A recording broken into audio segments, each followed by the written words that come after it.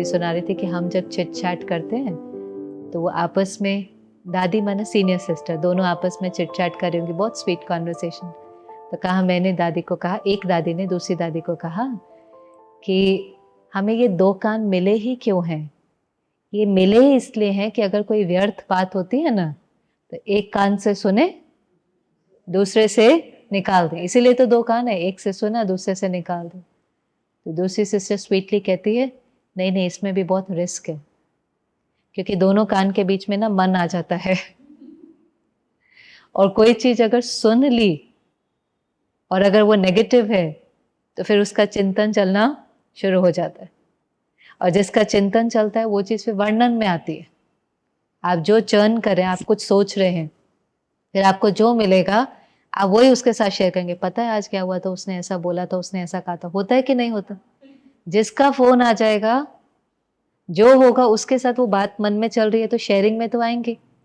तो जो चिंतन में है वो फिर किस में आ जाएगा? वर्णन में, शेयरिंग में आ जाएगा, और उससे फिर हमारा भी मन डिस्टर्ब होगा, एनवायरनमेंट भी खराब होगा। तो कहा कि नहीं, गलत सुनना ही नहीं है। और गलत सुनना पता कैसे होता है? कि कोई आकर के हमको कहता है, पता है वो आपके बारे में क्या बात कर रहे थे? हम क्या कहते हैं? क्या कह रहे थे, बताना क्या कह रहे थे? फिर कहेगा नहीं नहीं रहने दो ना, ऐसी कोई ऐसी बड़ी बात नहीं थी। पर फिर हम कहेंगे नहीं नहीं नहीं नहीं, अभी तो शुरू किया ना। आपको पता भी चल रहा है कि वो बात कैसी है, नेगेटिव है। किसी को फीडबैक देना है, आकर के मुझे देना फीडबैक। वाया वाया तो वैसे भी वो चीज के ऊपर हर एक का परसेप्शन की लेयर चढ़ जाती है। मैंने सुना, उसमें मेरा परसेप्शन ऐड होगा, फिर मैंने किसी के साथ शेयर किया, उसका परसेप्शन ऐड होगा। वो चाइनीज विस्पर देखा है? वो जब तक करके बात घूम करके आती है उसका रूप ही बदल जाता है। पता नहीं किसी ने कोई बात इतने ऐसी हल्के भाव में कह दी होंगी, शुभ भावना से कह दी होंगी, जब तक वो घूम कर आती है उसकी भावना पूरी की पूरी चेंज हो जाती है। और हमें लगता है अच्छा उसने ऐसा कहा, बस फिर मन चलना शुरू हो जाता। अगर लगता है कि ये काम की बात नहीं है तो सीधा क्या कहना है? नहीं नहीं, मुझे नहीं सुनना है। हैरान हो जाएंगे वो। पर हमें किसका ध्यान रखना है? आप बताओ, हम परफेक्ट हैं क्या? हमारे अंदर कुछ ना कुछ कमी है कि नहीं है? तो अगर हमारे अंदर कोई ना कोई वीकनेस है, तो अगर मेरे अंदर एंगर है या थोड़ी ईगो है थोड़ी बहुत की नहीं है? कि किसको लगता है परफेक्ट है? थोड़ा थोड़ा है ना। तो वो एंगर ईगो अगर मुझे दुख देता है तो मेरे से किसी और को भी दुख हो जाता होगा ना, कभी ना कभी, न चाह करके भी हो जाता होगा कि नहीं? और अगर हो जाता है, और अगर उसने मेरे बारे में थोड़ा सा किसी को कुछ कह दिया, तो कोई बड़ी बात है क्या? वो ईगो मेरी मुझे ही अभी दुख दे रही है।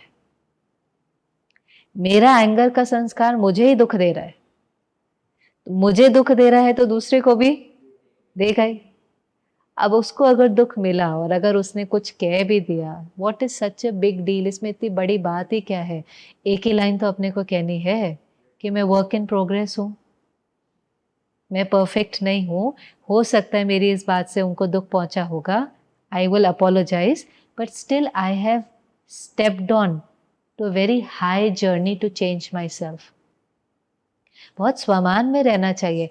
हम अपने इमोशंस के लिए, फीलिंग्स के लिए किसी को ब्लेम नहीं कर रहे हैं, कंप्लेन नहीं कर रहे हैं, रिस्पॉन्सिबिलिटी शिफ्ट नहीं कर रहे हैं।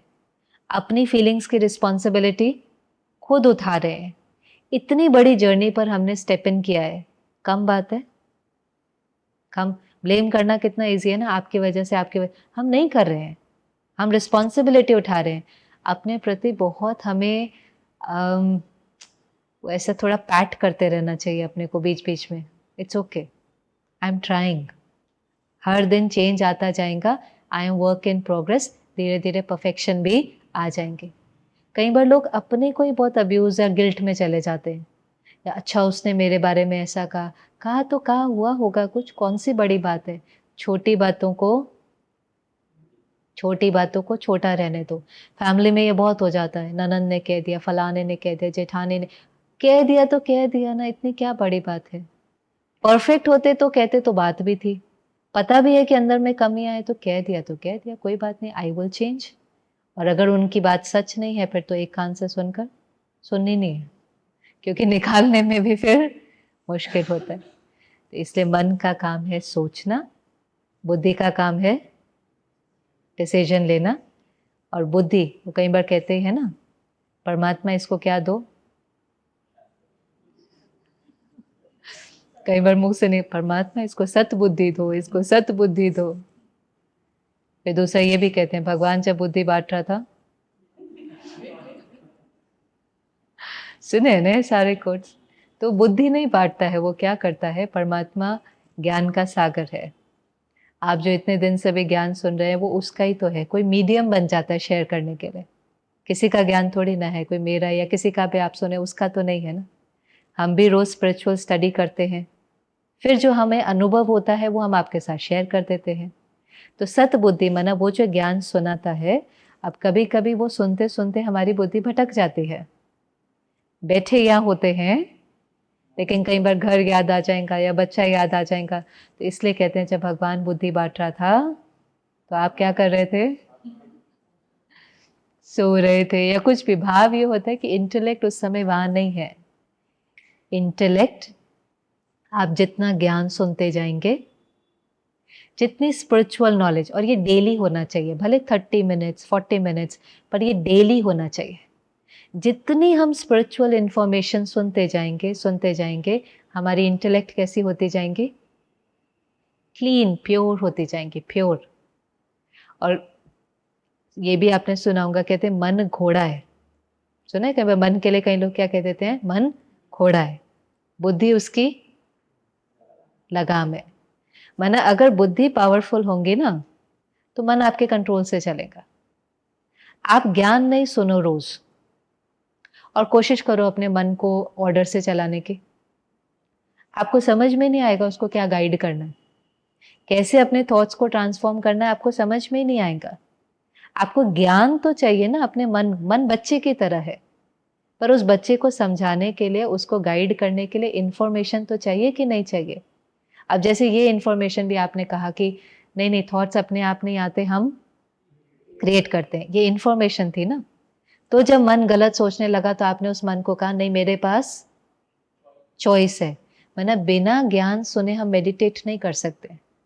कहीं हमारे पास आते कहते नहीं हमें ये सब ज्ञान नहीं सुनना है, हमें किस में बिठा दो, हमें साइलेंस में बिठा दो। फिर साइलेंस में वही पुराने थॉट्स ही चलेंगे, वही सुनाई देंगे। नए थॉट्स कॉन्शियसली क्रिएट करने के लिए नई इंफॉर्मेशन तो लेनी पड़ेंगे। एक बार आइंस्टाइन ने बहुत सुंदर लाइन कही थी कि जिस कॉन्शियसनेस के कारण प्रॉब्लम क्रिएट हुई है, आप उसी कॉन्शियसनेस में वो प्रॉब्लम सॉल्व नहीं कर सकते। आपको अपनी कॉन्शियसनेस को एलिवेट करना पड़ेगा, हायर लेवल पर जाना पड़ेगा उस प्रॉब्लम को सॉल्व करने के लिए। तो जो भी हमारे सामने बातें हैं वो हमारे उस मन की स्थिति के कारण थी। अगर उन प्रॉब्लम्स को हमें चेंज करना है या ट्रांसफॉर्म करना है तो हम अपने जब तक हायर कॉन्शियसनेस में नहीं जाएंगे, एलिवेटेड स्टेज में नहीं जाएंगे, तो उसका सोल्यूशन भी नहीं मिलेगा।